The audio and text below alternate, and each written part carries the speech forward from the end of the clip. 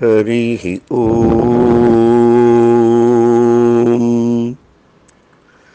श्रीमते రామానుజాయ నమః.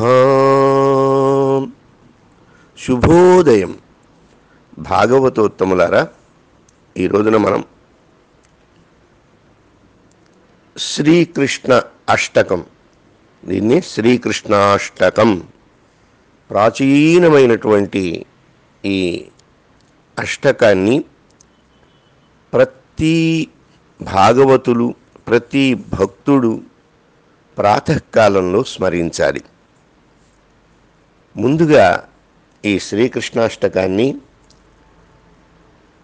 పారాయణ చేసి ఆ తర్వాత దీనిలో ఉన్న విశేషాల్ని భాగవత గోష్ఠికి ఆ శ్రీనివాసుని అనుగ్రహంతో సమర్పించుకుంటాను.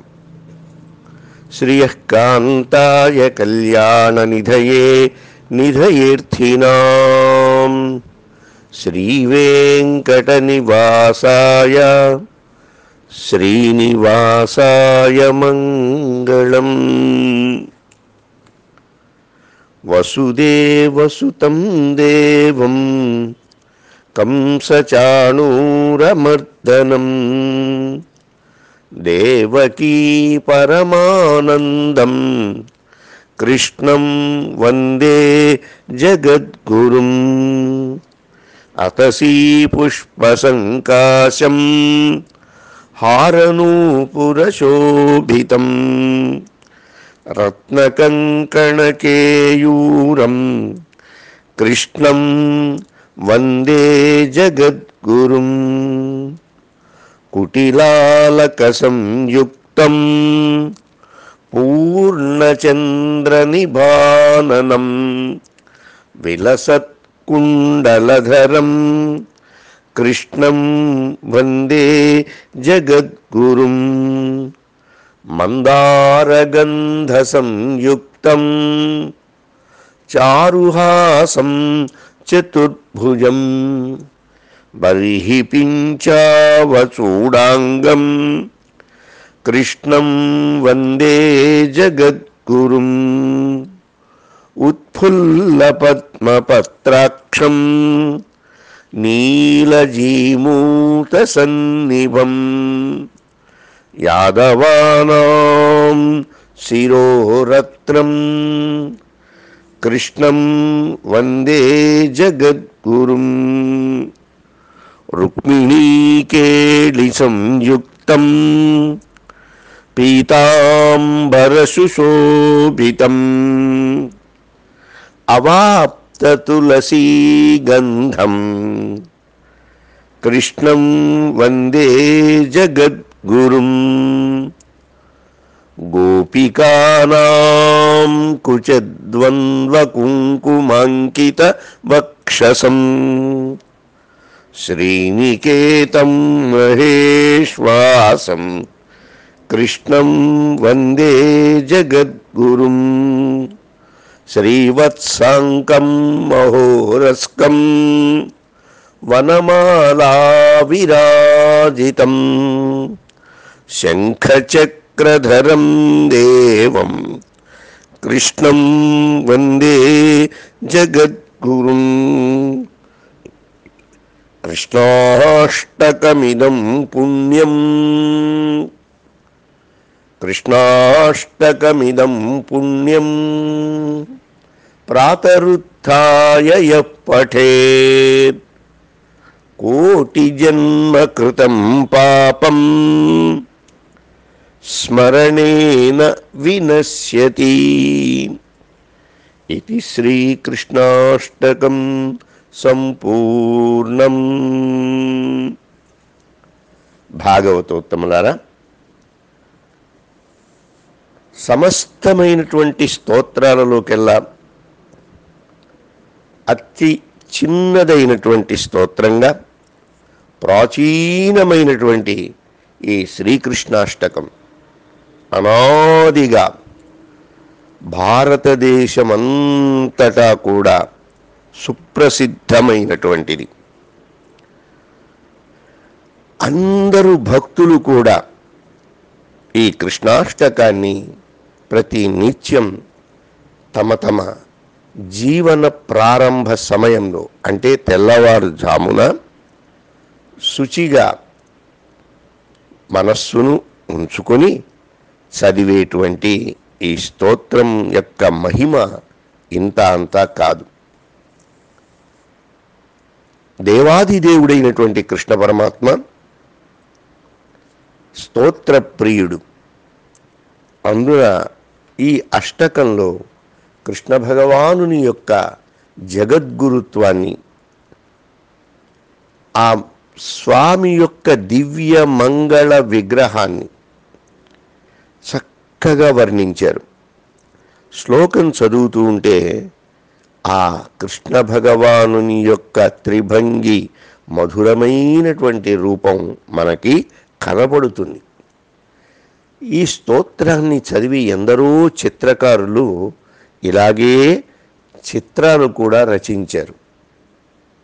భాగవతోత్తములారా, ఈ 8 శ్లోకాలకి క్లుప్తంగా అర్థాన్ని కూడా నివేదించుకుంటాను. వసుదేవసుతం దేవం అంటే శ్రీమద్ భాగవతంలో వసుదేవుల వారికి ఆయన చేసిన తపస్సు అండి. పూర్వజన్మలో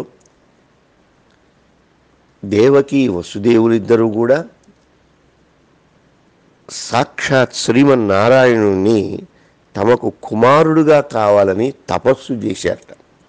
అందువల్ల ఈ జన్మలో అంటే ద్వాపర యుగంలో వసుదేవ దేవకిలకు పరమాత్మ కారాగారంలో ప్రత్యక్షమయ్యి, మీకు నేను కుమారుడుగా పుడుతున్నాను, నాకు నీవే తండ్రివి అని సకల లోకములకు తండ్రి అయినటువంటి శ్రీకృష్ణుడు వసుదేవుడికి చెప్పారు. కాబట్టి కృష్ణ పరమాత్మకి వసుదేవసుతుడు అని పేరు. వసుదేవసుతం దేవం, ఆయన దేవుడు అంటేనే కృష్ణ పరమాత్మ అండి. భగవంతుడు అంటే ఇంకా సందేహం. హిందూ ధర్మశాస్త్రాల ప్రకారం, పురాణ వాంగ్మయం ప్రకారంగా భగవాన్ అంటేనే శ్రీకృష్ణుడే, ఆయనే భగవంతుడనమాట. ఆయనకి దేవుడు అని పేరు. దేవం కంసచాడూరమర్దనం,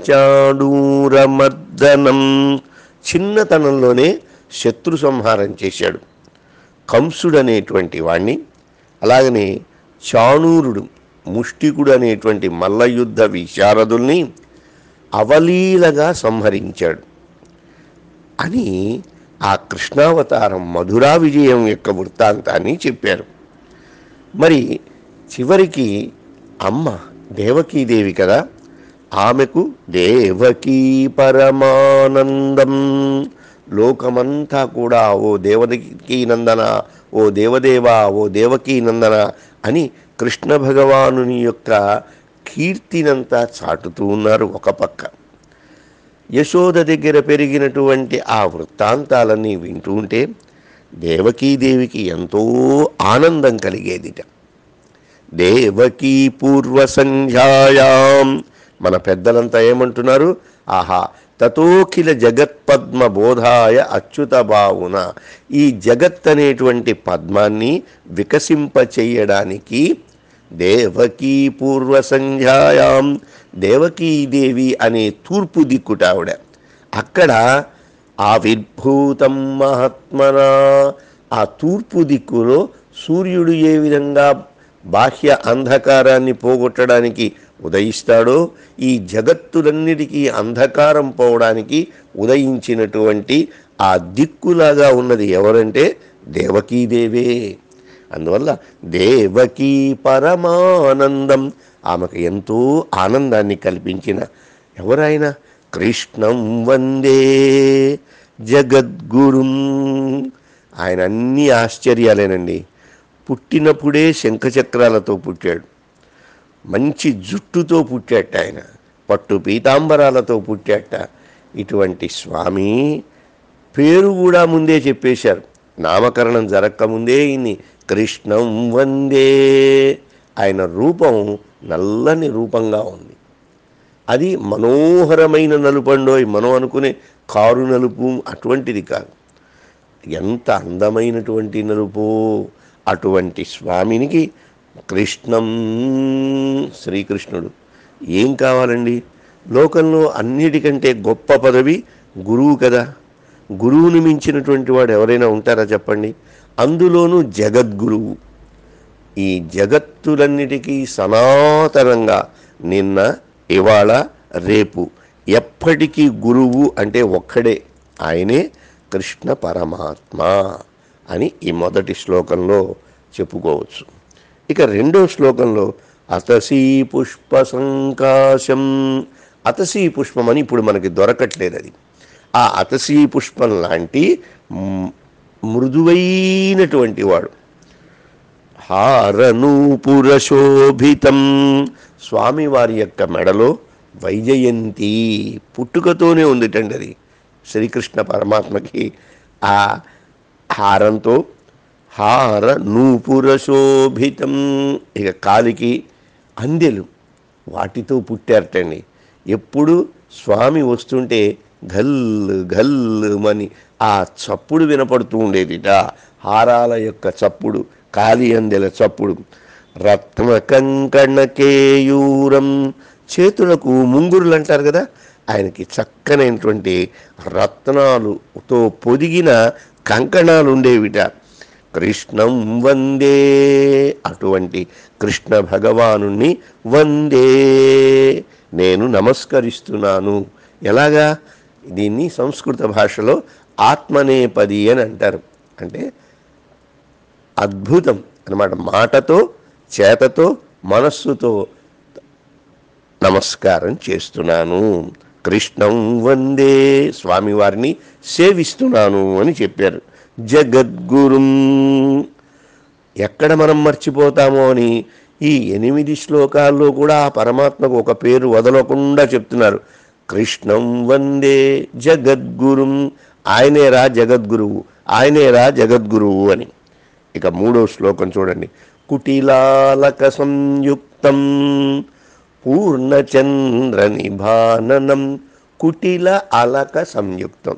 కుటిల అంటే ముంగురులు వంకర్లు వంకర్లుగా తిరిగి తిరిగి తిరిగి ఉన్నాయిటండి. ఆయన శిరస్సు మించి కిందకి అలా కిరీటం పైకి జాలువాడుతున్నాయి ఆ కేశపాశాలన్నమాట. అవి ఎలా ఉన్నాయిట? ముంగురులు రింగులు రింగులుగా చుట్టుకుని ఉన్నాయిట. కుటిల అలక సంయుక్తం, వాటితో ఉన్నటువంటి ఆయన ముఖారవిందం. పూర్ణచంద్ర నిభాననం, పూర్ణమి నాటి చంద్రుడు లాంటి నిభా కాంతులతో కూడిన ఆననం ముఖం. అంతేకాని ఆ పైన కనపడేటువంటి చంద్రుడిలాగా 15 రోజులు ప్రకాశించడం, 15 రోజులు ప్రకాశించకపోవడం కాదు. ఈ చంద్రుడు ఎవరు? పూర్ణచంద్ర నిభాననం, పరిపూర్ణమైన షోడశ కళలతో ఉన్న చంద్రుడు ఎలా ఉంటాడో ఎప్పటికీ 16 రోజులుగా పరమాత్మ యొక్క దివ్య ముఖారవిందం అంత చల్లగా, అంత ఆహ్లాదకరంగా, అందరికీ వెలుతురుని ఇస్తున్నట్లుగా ఉంటుంది. అటువంటి స్వామికి కృష్ణం వందే జగద్గురుం. ఇంకా ఇట్లా కుటిలాలక అయిపోయింది. విలసత్ కుండలధరం కృష్ణం వందే జగద్గురుం. కుండలాలతో కూడా ప్రకాశిస్తూ ఉంటాడండి. కుండలాలంటే చిన్నప్పుడు చక్కగా ఇంత లావుగా చిన్న చిన్న కుండల్లాగా ఉంటాయి కదా, దాన్ని కుండలములు అంటారు అన్నమాట. చెవులకు పెడతారు. మకర కుండలాలు అని కూడా అంటూ ఉంటారు. ముసలి నోరులాగా ఉంటుంది అది, వారు చెప్తూ ఉంటారు. మన స్వామి వారికి ఎప్పుడు చూసినా కుండలాలు వాళ్ళమ్మ పిలిచినప్పుడు తలకాయ ఇట్లా ఊపేవాట. ఎరా మన్ని తిన్నావా అంటే లేదమ్మా అంటే ఆ కుండలం టప్ టప్ టప్ టప్ అటు ఇటు ఆయనకి సాక్ష్యంలాగా ఉండేదిట. కుండలాలంటే అంత ఇష్టం అన్నమాట ఆయనకి. విలసత్ కుండలధరం, అటువంటి కుండలాలు ధరించిన కృష్ణం వందే, కృష్ణ భగవాన్ నేను త్రికరణ శుద్ధిగా జగద్గురు స్థానంలో ఉన్న స్వామిని నమస్కరిస్తున్నాను. ఇంకా ఎలా ఉన్నారు స్వామి? మందార గంధ సంయుక్తం, మందార పుష్పం. మందారం అంటే మన మందారాలు కాదండి. దేవలోకంలో ఉన్నటువంటి కల్పవృక్షం ఉంటారే, ఆ కల్పవృక్షానికి పువ్వులుంటే ఆ పువ్వు ఒక్కటి దొరకడం కష్టం. అటువంటిది దేవలోకంలో ఉన్నటువంటి మందార కల్పవృక్షశ్చ అని అమరకోశం చెప్తుంది. ఆ కల్పవృక్షం యొక్క పువ్వులన్నీట చక్కగా గుచ్చితే అది వాడవండి. భూలోక మందారం అయితే వాడిపోతుంది. కానీ దేవలోక మందారాలు, ఈ మందార గంధం, దానిలో ఒక మంచి పరిమళం ఉంటుంది. పువ్వు కనపడకుండానే వాసన మొత్తం వ్యాపిస్తుంది. కృష్ణ పరమాత్మ వస్తున్నాడంటే ఆ వ్రేపల్లంతా కూడా గుబాడింపులుటండి. ఆయన ఎవరింట్లో ఉన్నాడా కనిపెడదామని వెళితేట గోదాదేవి చెప్తారు, అమ్మ మీ ఇంట్లో నా తత్తుడాయిముడి, అమ్మో కృష్ణ భగవానుడు ఉన్నాడు అని ఎలా చెప్తున్నావయ్యా అంటే, అమ్మో మీ ఇంట్లోంచి అబ్బబ్బా ఏమి పరిమళ వాసన, ఆ తులసి గంధం ఆ మందార గంధం బయటికి వస్తోంది అని మేము గుర్తుపట్టాము అంటున్నారు వాళ్ళు. అంటే అంత పరిమళాలు వెదజల్లుతూ ఉంటాయిట. ఆయన యోగేశ్వరుడండి కృష్ణ పరమాత్మ. సాధారణంగా యోగులకు ఒక దివ్యమైనటువంటి పరిమళాలు వస్తాయి వాళ్ళ శరీరంలోంచి, మరి యోగేశ్వరుడికి చెప్పాలా? అటువంటి ఆ మందార గంధంతో కూడినటువంటి వాడు. ఇంకా ఎలా ఉంటుంది ఆయన ముఖం? చారుహాసం.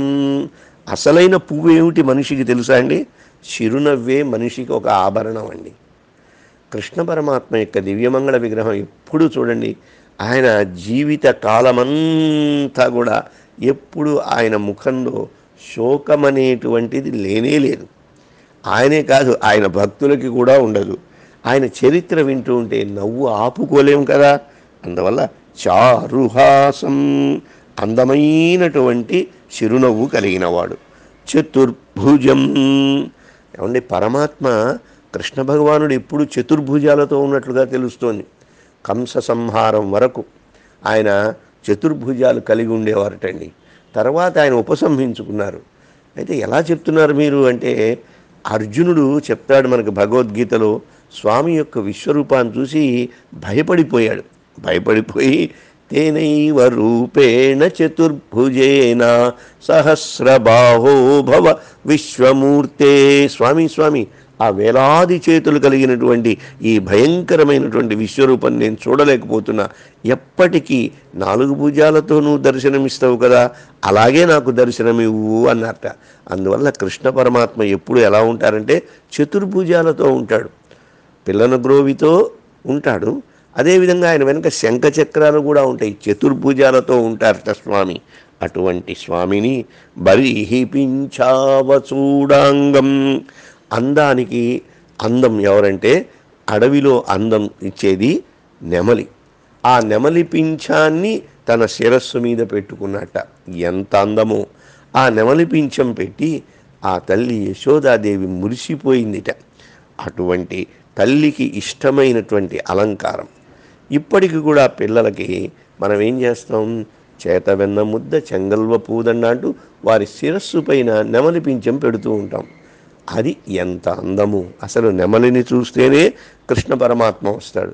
అది శిరస్సు మీద పిల్లలకి పెడితే వాడికి ఎటువంటి అలంకారం చేసినా చేయకపోయినా కృష్ణుడు లాగానే ఉంటారు. అంత అందమైనటువంటి నెమలి పింఛాన్ని ధరించినటువంటి వాడు. ఇంకా ఎట్లా అన్నారు? కృష్ణం వందే. ఆ కృష్ణ భగవానుని నేను నమస్కరిస్తున్నానని ఆ శిరస్సు మీద ఉన్నటువంటి నెమలి పింఛం కనపడింది. మళ్ళీ ఇంకేం కనపడుతోంది స్వామివారిది? ఉత్ఫుల్ల పద్మపత్రాక్షం. ఉత్ఫుల్ల అంటే వికసించిన, పద్మపత్రాక్షం తామర పువ్వు యొక్క రేకులు ఉంటాయి చూసారా, ఆ విధంగా విశాలమైనటువంటి నేత్రములు కలిగినవాడు.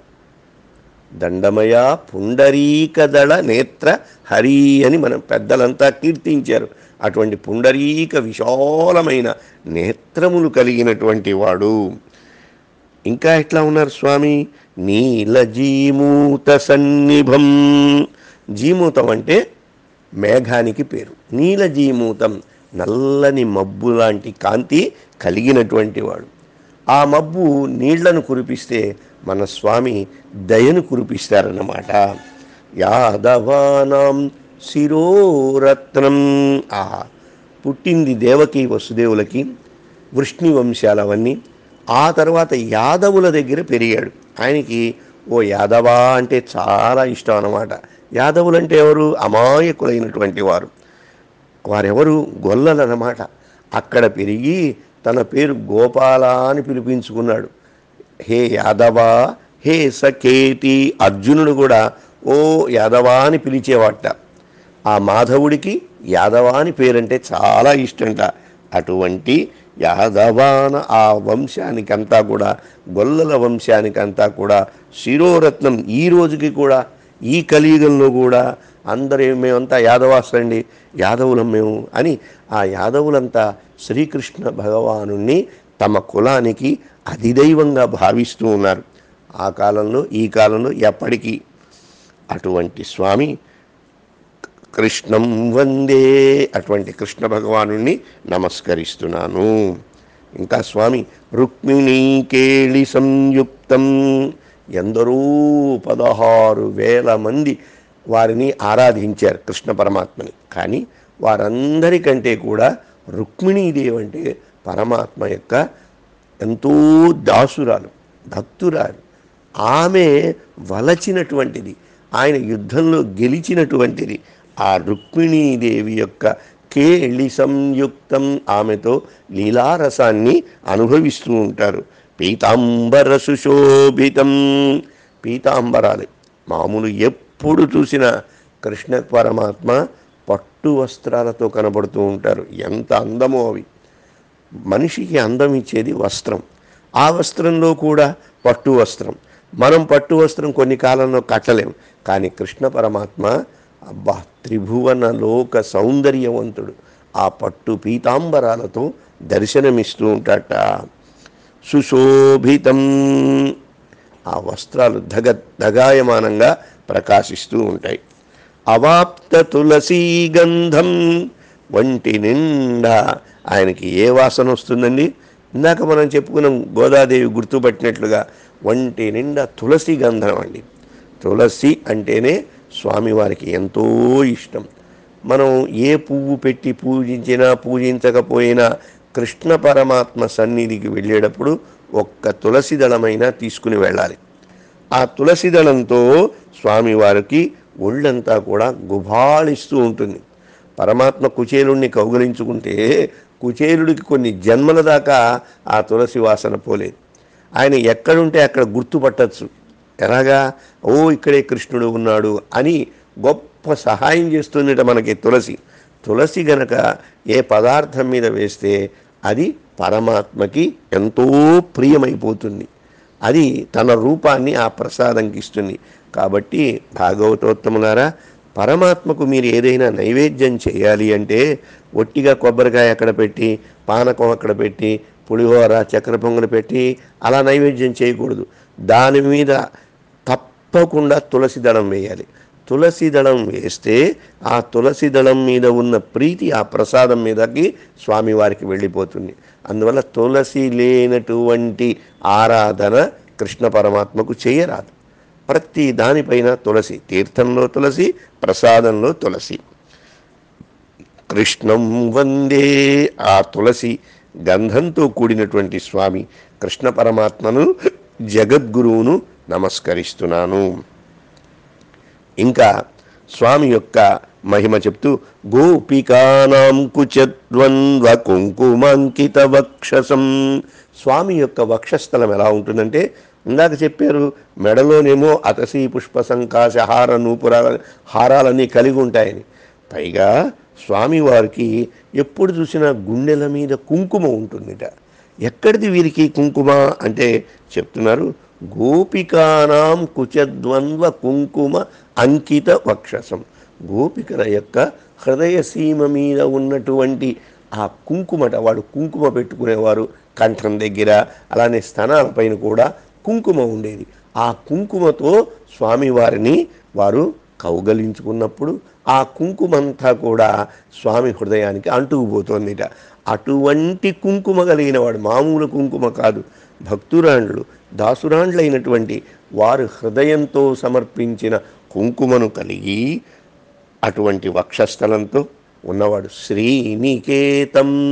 అబ్బా, పరమాత్మ ఉండేటువంటి స్థలం ఎక్కడండి అంటే లక్ష్మీ అమ్మవారి యొక్క ఇల్లు, లేదా లక్ష్మీ అమ్మవారు తన హృదయంలో ఇంటిగా కలిగినవాడు. స్వామి ఉండేది ఎక్కడ అంటే ఆ లక్ష్మీదేవి యొక్క గృహంలో.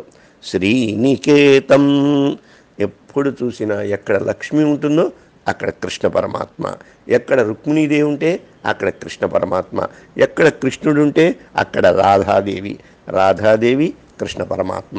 ఈ విధంగా మహేశ్వాసం, మంచి వస్త్రాన్ని ధరించి ఉంటారటండి స్వామి. కృష్ణం వందే, శ్రీకృష్ణ భగవాను త్రికరణ శుద్ధిగా జగద్గురు రూపంలో నమస్కరిస్తున్నాను. శ్రీవత్సాంకం మహోరస్కం. ఇంకా ఆశ్చర్యం ఏంటంటే పుట్టుకతోనే ఈయనకి శ్రీవత్సం అనే ఒక మత్సం ఉందండి గుండెల మీద. శ్రీవత్సాంకం మహోరస్కం, విశాలమైనటువంటి వక్షస్థలం కలిగినవాడు. వనమాలా విరాజితం, ఒకరు దండ వేయక్కర్లేదు స్వామికి, వారికి మెడలో ఎప్పుడు చూసినా ఆ వైజయంతి అదేవిధంగా వనమాలలతో ప్రకాశిస్తూ ఉంటారు. వనమాల, అందుకనే వనమాలి గదీశార్ంగి అని విష్ణు సహస్రనామంలో మనం ఆ నామాన్ని వింటూ ఉంటాం. భగవాన్ భగహానంది వనమాలి హలాయుధ అని విష్ణు సహస్రనామం 60వ శ్లోకంలో వనమాల శబ్దాన్ని చెప్తున్నారు. ఎప్పుడు వనమాలతో ఉంటారట. ఇంకా శంఖచక్రధరం దేవం, కృష్ణుడు అంటే మనకు వెంటనే గుర్తు రావాల్సింది ఏమిటి?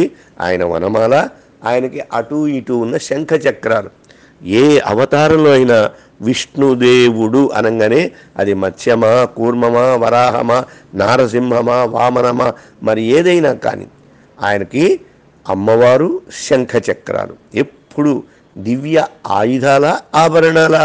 అవి ఆభరణాలు భక్తులైన వారికి, దుష్టులైన వారికి అవే ఆయుధాలుగా కూడా కనపడుతూ ఉంటాయి. అటువంటి శంఖచక్రధరం దేవం, శంఖచక్రాలు ధరించిన దేవాదిదేవుడైనటువంటి కృష్ణ పరమాత్మ జగద్గురువు.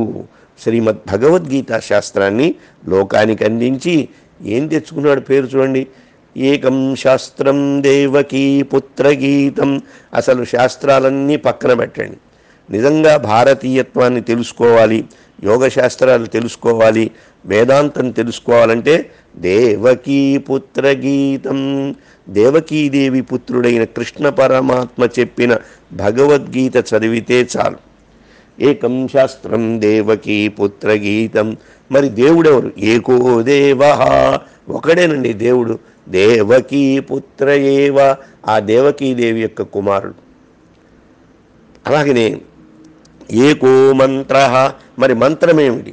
ఒకటే మంత్రం ఏమిటండి? తస్య నామాని యాని, కృష్ణుడికి సంబంధించినవి ఏ నామం తీసుకున్నా అది మంత్రం అయిపోతుంది. ఓం కేశవాయ నమః, ఓం కృష్ణాయ నమః, ఓం సనాతనాయ నమః, ఓం దామోదరాయ నమః, ఓం గోపీజన వల్లభాయ నమః, ఓం మురళీధరాయ. మీరు ఏది చెప్పండి, ప్రతి ఒక్కటి మంత్రమే. శ్రీమద్ భాగవతంలో ఏం చెప్పారంటే భాగవతం మొత్తం సారాంశంగా ఒకే నామంతో చెప్తున్నారు. కృష్ణాయ వాసుదేవాయ దేవకీనందనాయ చ ప్రణతక్లేశనాశాయ గోవిందాయ నమో నమః. కృష్ణాయ వాసుదేవాయ దేవకీనందనాయ చ, అదేవిధంగా గోవిందాయ.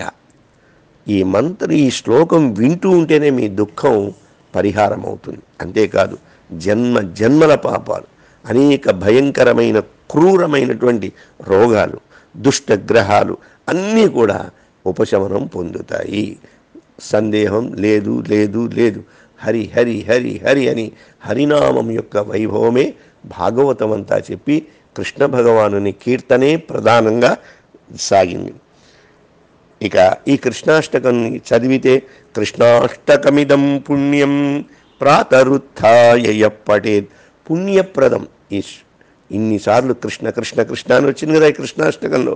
ఇది పుణ్యం కలిగిస్తుంది, అంటే పాపాన్ని పోగొడుతుంది, వెంటనే పుణ్యాన్ని ఇచ్చేటువంటి ఇది ప్రాతరుత్థాయ యప్పటేత్. తెల్లవారుజామున కాళ్ళు చేతులు కడుక్కుని శుచిగా ఉంటే చాలు, ఈ కృష్ణాష్టకం చదివేయాలి. స్నానం చేసి చదివితే మరీ మంచిది. దేశకాల పాత్రను బట్టి మీరు స్నానం చేసినా చేయకపోయినా ముందైతే లేవడంతోనే ఈ కృష్ణాష్టకం, ఏదేదో ట్యాబ్లెట్లు వేసుకుంటున్నారు పరగడుపునని, అలాగా పరగడుపునే ప్రార్థన చేయవలసింది కృష్ణాష్టకమే. యహ పఠేత్, ఎవరైతే దీన్ని చదువుతారో, కోటి జన్మ కృతం పాపం, ఎన్నో జన్మలు ఎత్తి ఎత్తి ఎత్తి ఇక్కడికి వచ్చామన్నారు ఆళ్వార్లు. జన్మం పలపల పెరందని, ఆ జన్మలలో ఉన్నటువంటి ఎన్నో జన్మలు మారి మారి చివరికి భగవంతుడు అనుగ్రహంగా ఈ మానవ జన్మ ఇచ్చారు. ఇచ్చినందుకు ఏమిటి మనం సార్థక్యం? కృష్ణనామాన్ని కనుక చేస్తే గత జన్మలో ఏవే పాపాలు ఇంకా ఉన్నాయో అనుభవించవలసినవి అవన్నీ కూడా కృతం పాపం, ఎన్నో పాపాలన్నీ కూడా స్మరణేన వినశ్యతి. కృష్ణాష్టక స్మరణం చేసినట్లయితే అవన్నీ కూడా తొలగిపోతాయి. ఒక మనిషి పవిత్రం కావాలన్నా, ఒక వస్తువు పవిత్రం కావాలన్నా, ఒకరికి ఏదైనా ఒక వస్తువు ఇవ్వాలన్నా, దానం ఇచ్చేటప్పుడు, దానం స్వీకరించేటప్పుడు అనవలసిన మంత్రం ఏమిటండి? ఓం సర్వం శ్రీ కృష్ణార్పణమస్తు అని చెప్పే ఇవ్వాలి. అది కృష్ణనామంలో ఉన్న గొప్పతనం. దానం ఇచ్చేవాడికి, దానం తీసుకునేవారికి, విన్నవారికి, వారికి ఎంతో పుణ్యాన్ని కలిగిస్తుంది ఈ కృష్ణనామము అని చెబుతూ, తప్పకుండా ఇది మన పిల్లలకి నేర్పుదాం. 8 శ్లోకాలు వివరణ కాబట్టి మీకు ఇంతసేపు అర్ధగంట సేపు పట్టింది. ఇవి చదివితే 3 నిమిషాలు కూడా పట్టదు. ఇది మనము నేర్చుకుందాం, మన పిల్లలకి నేర్పుదాం. కృష్ణ భగవానుని యొక్క దివ్య మంగళ విగ్రహ సౌందర్యాన్ని ఆపాదమస్తకం అనుభవిద్దాం. వారి యొక్క రూపం, వారి యొక్క మధురాతి మధురమైనటువంటి ఆభరణాలు, వారు అందించిన సందేశాలు విని ఆనందంగా మన జీవితాన్ని మలుచుకుందాం. హరే కృష్ణ కృష్ణ కృష్ణ హరే హరే, హరే రామ రామ రామ హరే హరే. ఓం సర్వం శ్రీ కృష్ణార్పణమస్తు.